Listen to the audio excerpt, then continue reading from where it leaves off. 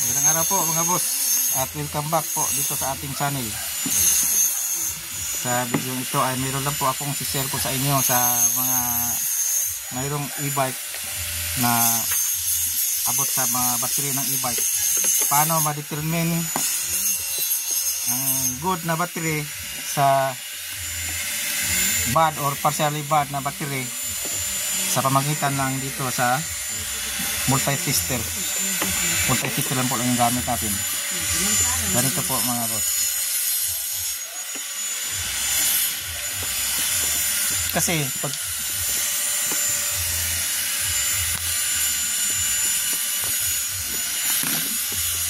charge po ito, mayroon po siyang charging na kung full charge na po siya 12, mahigit na 12 volts or mga 13 volts. Ganyan po mga boss. Test po natin. Yung isa ay 12.79. Yung isa, ito naman ay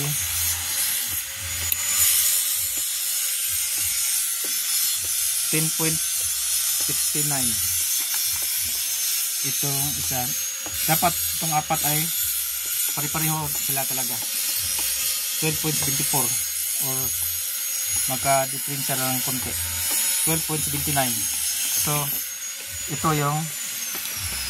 yung bad na battery, ito yung papalitan po natin kasi pag nagamit na to, yung na-hold niya na voltahe ay hindi na siya ganun kataas gaya nitong tatlo at siya po yung naunang malulubat.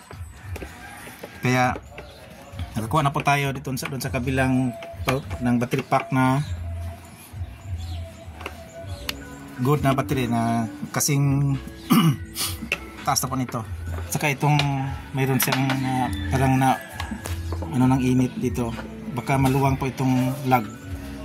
Papalitan po ito natin mga boss.